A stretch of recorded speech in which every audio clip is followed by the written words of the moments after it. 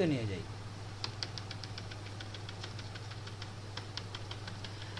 তো যেটা হচ্ছে যে আমরা যদি লাইন ব্রাশ দিয়ে ড্রয়িং করতে চাই, এই ব্রাশ দিয়ে কিভাবে করতে পারি?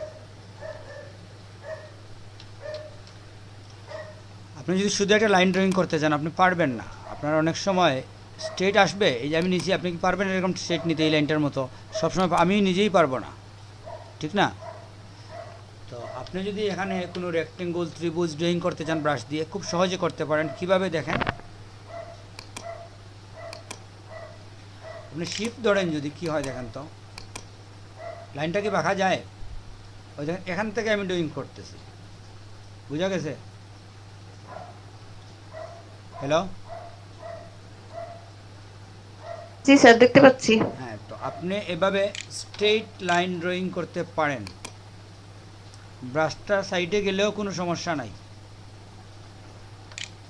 বুঝতে পারছেন? আবার যদি আপনি ব্রাশ ধরেন তাহলে এটা হবে। তো আপনি শিফট ধরে আপনার কাজ করলেন, শিফট ছেড়ে দিলেন, বুঝতে পারছেন? যতটুকু গিয়ে শেষ আপনি শিফট ছাড়লেন, ওইখান থেকে যদি আবার এদিকে যেতে চান আপনি যেতে পারেন, স্ট্রেট শিফট ছাড়লেন, আবার ক্লিক দিয়ে ওখান থেকে ধরে উপর দিকে যান, আপনি স্ট্রেট যাবে। কিন্তু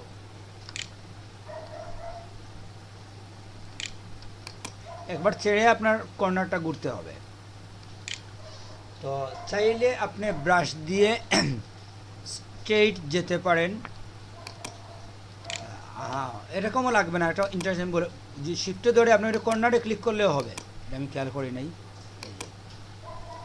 সোজা আপনি করতে হবে এরকম ক্লিক করলে, যেটা এখানে আপনি ক্লিক করলেন, তো শিফট ধরে যেখানে ক্লিক করলেন ওখানে যাবে, সেটা স্ট্রেট করতে হবে, এরকম কিছু নাই, বুঝতে পারছেন?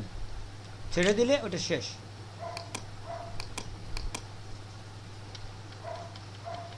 এই কাজটা ব্রাশ দিয়ে আমরা করি, আমরা বিভিন্ন ড্রয়িংয়ের ক্ষেত্রে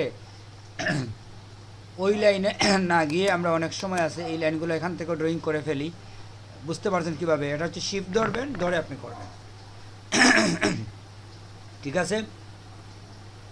এখানে যদি আপনি দেখেন যে ডুয়াল এক্সিস এরকম দিলে একটা ক্রস লাইন আপনি পাবেন, লাইনটাতে আপনি কাজ করতে পারেন, কী করবেন আপনার বিষয়, ঠিক আছে? যাই হোক, আমরা লাইন, এ ধরনের লাইনে আমাদের তো প্রয়োজন হয় না ফটোশপের মধ্যে, আমরা যে যা প্রয়োজন হয় আমরা ব্রাশ দিয়েই সেরে ফেলতে পারি, ঠিক আছে? ব্রাশের আর কি থাকলো, ব্রাশের তো অনেক ধরন আছে, এগুলো আপনারা জানেন, এগুলো নিয়ে আমাদের কথা বলে লাভ নেই, ঠিক না? এটা তো সবাই বুঝেন।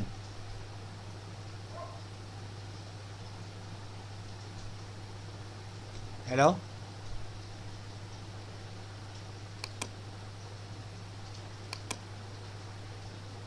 আচ্ছা, আপনারা কি শুনতে পাচ্ছেন নাকি শুনতে হ্যাঁ পাচ্ছেন? স্যার, জি স্যার, শুনতে পাচ্ছি।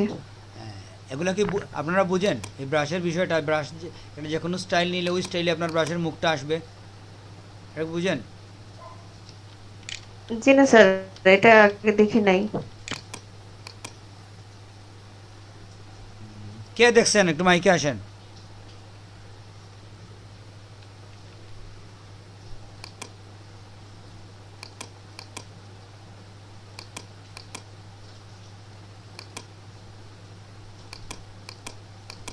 এই বিষয়গুলো কে দেখছেন এর আগে বলেন, একটু মাইকে এসে বলেন।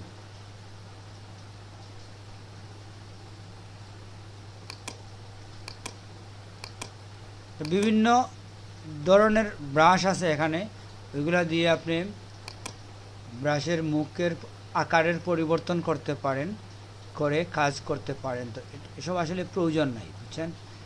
এসব ব্রাশ আমরা ওই রকম ব্যবহার করি না।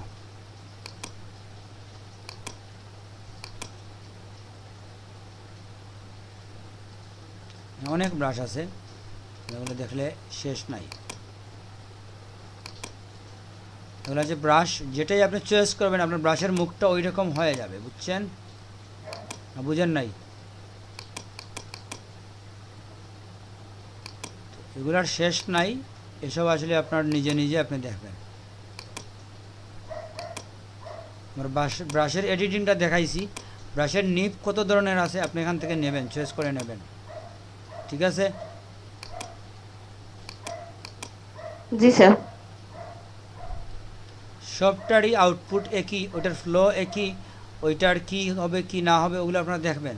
কিছু কিছু ক্ষেত্রে ওখানে ওদের ওই যে ওয়েট কত পার্সেন্ট এসব কিছু আসে, তো এগুলো আপনি ভ্যালু চেঞ্জ করেই বুঝবেন কোনটা দিয়ে কি হয়। এটা একটা একটা করে মুখস্থ করে আগে রাখতে হবে এরকম কিছু নাই, ঠিক আছে? জি স্যার। এটা হচ্ছে ব্রাশের বিভিন্ন ধরন, এগুলো আপনারা দেখে নেবেন, এটা নিয়ে আমাদের এত কথা বলার প্রয়োজন নেই। আর যেটা হচ্ছে আসলে বুঝতে পারতেছেন, যেন শুরুতে আমরা ক্লাসে যা দেখছি সবই বুঝছি, ঠিক না? আপনাদের জন্য কোনো কাজ দেই নেই আমি। এখন কি হচ্ছে, কিছু টাস্ক আসতেছে, কিন্তু কিছু বক্স আপনার সামনে চলে আসছে উইন্ডো, যেগুলো দেখা যাচ্ছে আমি টপ টু বটম সলভ করে দিচ্ছি না আপনাদের, কিংবা এরকম আপনারা দেখতেছেন যে ওইটা অনেক বেশি option, top to bottom solve করতে হলে ওই ব্রাশের মধ্যেই 4-5টা ক্লাসে পড়ে থাকতে হবে, ঠিক না? তো যে জন্য হয় কি, এই বিষয়গুলো আপনাকে সলভ করতে হবে, এটাই হচ্ছে আপনার কাজ দক্ষ হওয়ার জন্য। আপনি কী করবেন, আমরা যেহেতু কোর্স চলাকালীন সময়ে যদি আপনি প্র্যাকটিসগুলো করেন তাহলে আপনার সুবিধা কি হয়, যে আপনি প্রবলেমে পড়লে আমাদের সহযোগিতা নিতে পারেন। এখানে দেখেন একটা বিষয় আছে, এটাকে যদি এরকম বাঁকান আপনি, তাহলে আপনার ব্রাশটা কি হয়, ব্রাশটা একটু 3D মোডের হয়ে যায়। দেখেন এরকম ছিল স্ট্রেট, এটা যখন আপনি বাঁকা করবেন ব্রাশটা এরকম হয়ে গেছে। এরকম হলে কি হয় দেখেন, এখানে বোঝা যায় নাই। আপনি যদি ওই ঝামেলা বাদ দিয়ে ফ্রেশ ব্রাশ নেন, ওই রকম ব্রাশ নেন, এটা তো বাদ দিতে হবে।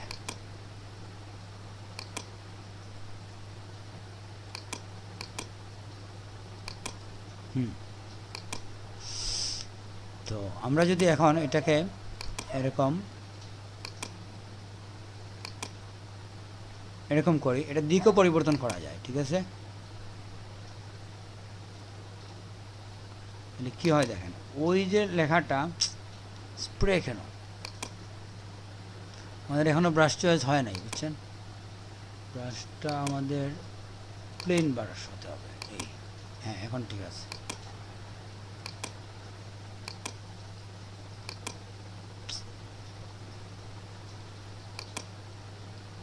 না, আমাদের ব্রাশের মধ্যে কি একটা সমস্যা হয়ে গেছে, আমরা ফ্রেশ ব্রাশ পাচ্ছি না, আমাদের এই ব্রাশগুলোর মধ্যে আমরা থেকে যাচ্ছি।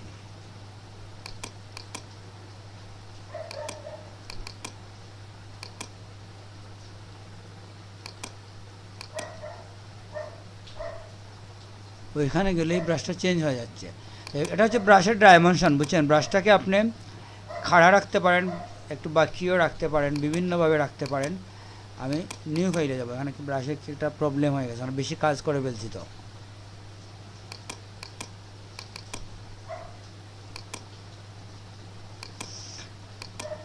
তো যাই হোক, আমরা ব্রাশের অনেকগুলা ব্যাপার আছে, আপনারা দেখে নেবেন। ফটোশপে ব্রাশের ওই রকম প্রয়োগ নাই, ঠিক আছে? প্রয়োগ বলতে যেটা বোঝায়, আমরা অন্য কাজে ব্রাশ ব্যবহার করি, বুঝতে পারছেন? আমরা আসলে ব্রাশের জন্য ব্রাশ ব্যবহার করি না। ব্রাশ হচ্ছে কি, যে আমি ওই যে যখন এক জায়গায় গিয়ে আমি ক্রপ করব কিংবা লেয়ার মাস্ক করব, তখন আমি কালার নেব, নিয়ে সাদা দিয়ে লেয়ার মাস্কের কোনো অংশ ডাকবো, কালো দিয়ে কোনো অংশ ফিরিয়ে আনবো, এই যে বিষয়গুলো অন্যান্য কাজে আমরা ব্রাশ ব্যবহার করি, ঠিক আছে? বোঝা গেছে? আপনি অন্য কাজে ব্রাশ ব্যবহার, যেমন এখানে যাবেন আপনি, আপনার কিন্তু ব্রাশ ব্যবহার করতে হবে আপনাকে, ওই যেমন ব্রাশ চলে আসছে, ঠিক না? ব্রাশ দিয়েই তো কাজ। বিভিন্ন কাজ আছে যেগুলা ব্রাশ রিলেটেড, ব্রাশ সরাসরি কোনো কাজ না, ঠিক আছে?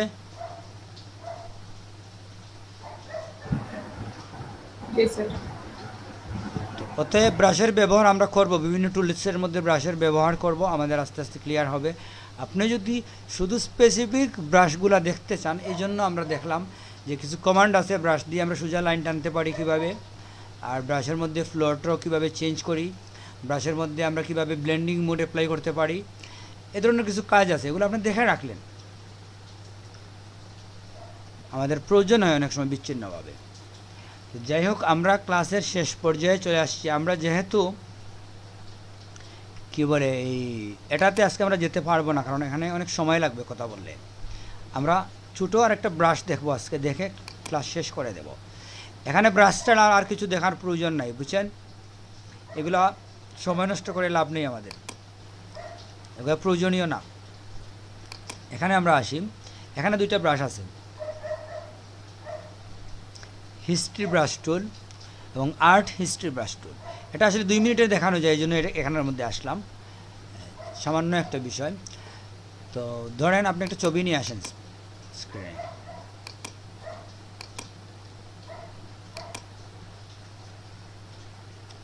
ছবিতে যখন আপনি কাজ করবেন আপনার একটা খেয়াল রাখতে হবে, কিছুদিন পরে পরে ছবি চেঞ্জ করে নেবে। একই ছবির মধ্যে বারবার কাজ করলে আপনার মধ্যে বিরক্ত চলে আসবে, যে জন্য ছবির মধ্যে আপনি ভ্যারাইটি আনবেন, তখন আপনার কাজে দিয়ে লাগবে। আমরা কী দেখতে যাচ্ছি? হ্যাঁ, ব্রাশ টুল, এটার মধ্যে দেখি আমরা।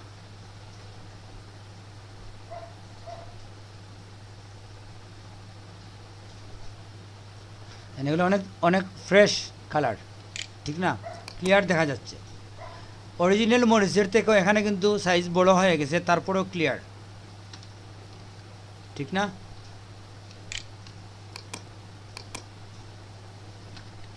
আচ্ছা, আমরা এটাকে কী করবো? আমরা একটু সাইজ ছোটো করে নেব।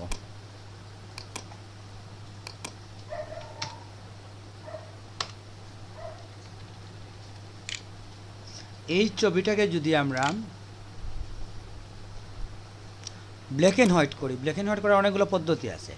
ডিস্যাচুরেট বলে একটা কমান্ড আছে, শিফট কন্ট্রোল ইউ, এটা দিলেও আপনার একটা ছবি কালার চলে যাবে, গ্রেস্কেল হয়ে যাবে, ঠিক আছে? এখন আপনি যদি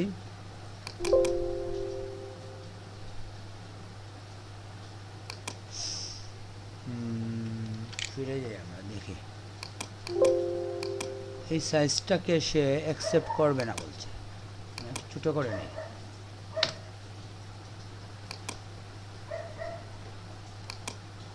কী সমস্যা?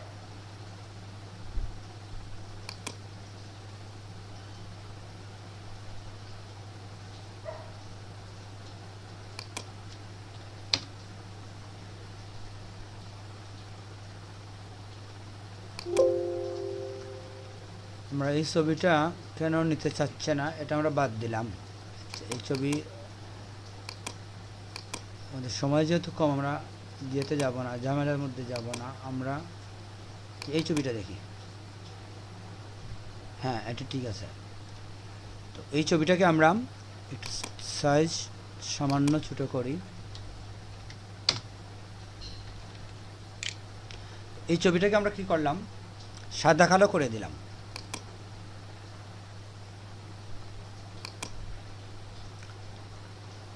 করার পরে একই সাইজের কি সমস্যা?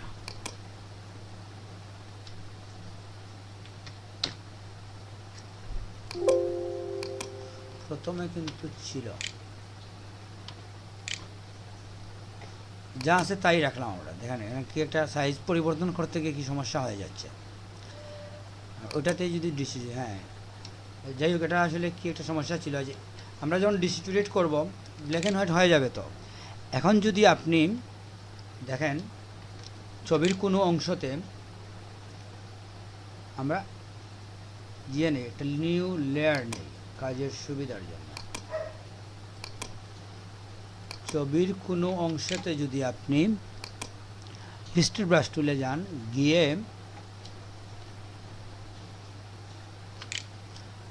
আপনাকে একটু কাজ করলে ভালো হবে। সিলেক্টটা আমরা ম্যাগনেটিক দিয়ে করে নেব, একটা ফুল সিলেক্ট করে নেব আমরা।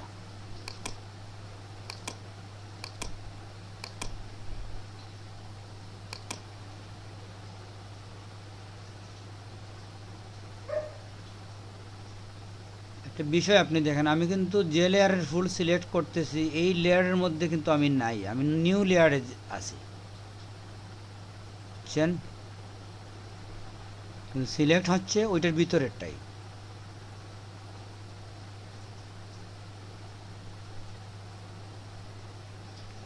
এখানে রাখি আমরা।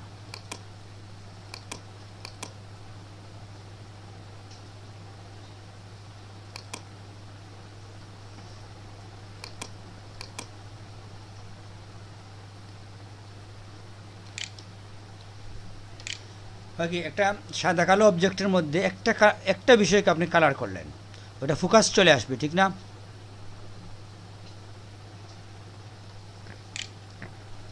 কে বুঝেন নাই? জি স্যার, বুঝেছি। এটা হয় কি, মানে অনেক বিজ্ঞাপনে আপনি এরকম করতে পারেন যে মানে টোটাল পিকচারটাকে সাদা কালো করে ধরেন যে অবজেক্টটা আসলে আপনি দেখাতে চাচ্ছেন ওইটার মধ্যে ফোকাস আনার জন্য আপনি এইভাবে করতে পারেন ডিস্ট্রিবিউট। আমরা আরেকটা ছবিতে দেখি সাইজগত কী সমস্যা হয়েছিল। আমরা যদি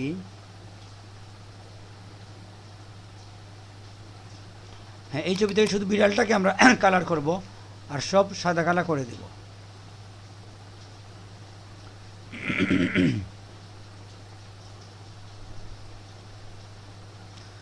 দেখি যদি আমরা ছোটো করি তাহলে কি হয় সমস্যাটা। ছোটোতে আসলে কি একটা প্রবলেম আছে, এখানে কি প্রবলেম সেটা আমি দেখি ফাইন্ড আউট করবো। জেনারেলি ছোটো করলে সমস্যাটা হওয়ার কথা না, ওইখানে কিছু আছে নাকি।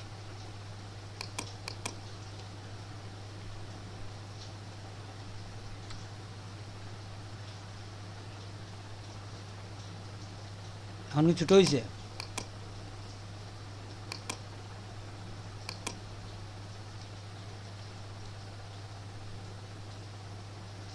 কি একটা ঝামেলা হয়ে গেছে এখানে। আমার কম্পিউটার আরেকজন প্র্যাকটিস করছিল, সে আসলে কি দিয়েছে। যাই হোক, আমরা ছোটোর বিষয়টা বাদ দিলাম। আমাদের যেটা হচ্ছে যে আমাদের একটা ইমেজকে আমরা অ্যাডজাস্টমেন্টে গিয়ে যদি ডিসিচুয়েট করি তাহলে এটা সাদা কালো হয়ে যায়। হওয়ার পরে এটা আলাদা লেয়ারে করার সুবিধা কি, আমার এই দেখেন, এটা হচ্ছে আলাদা আলাদা লেয়ারে করার সুবিধা, মুভ করতে পারি আমি।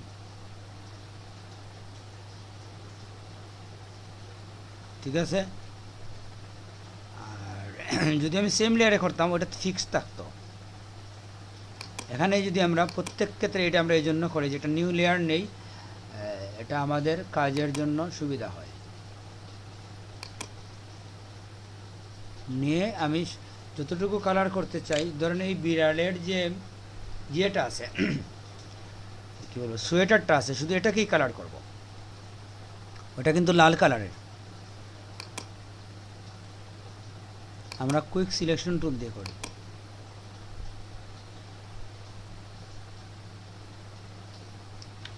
এগুলো করার জন্য একটু বড় স্ক্রিন নিতে হবে, নিয়ে আপনি স্লোলি করেন।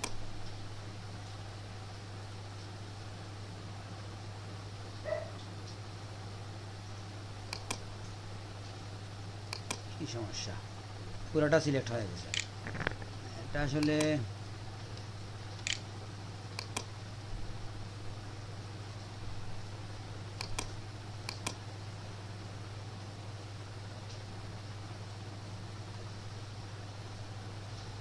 ওটাতেই থাকতে হবে। ঠিক আছে,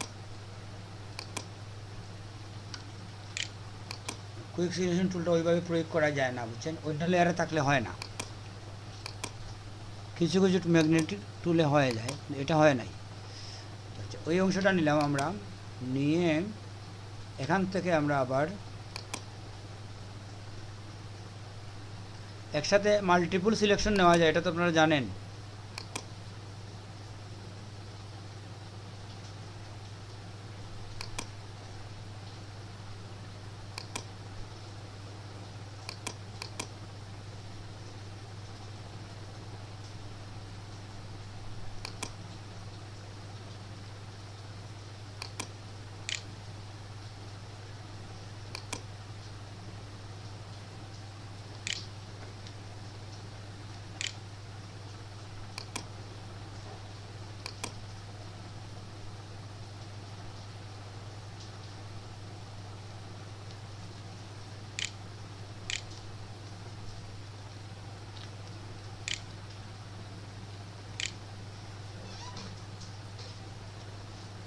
বোঝা গেছে? মানে হঠাৎ একটা বিষয়কে আপনি কালার করে রেখে দিলেন, এ হচ্ছে ডিস্যাচুরেট। তো আমার মনে হয় এই বিষয়টা আমরা বুঝছি, মোটামুটি ইন্টারেস্টিং একটা বিষয়, ঠিক না? জি স্যার। তো এটা ছোটো, এই জন্য আমরা আপনাদের সংক্ষেপে দেখিয়ে নিলাম আজকের ক্লাসের আমাদের লাস্ট এটা। তাইলে আমরা আমাদের ক্লাসটা এখানে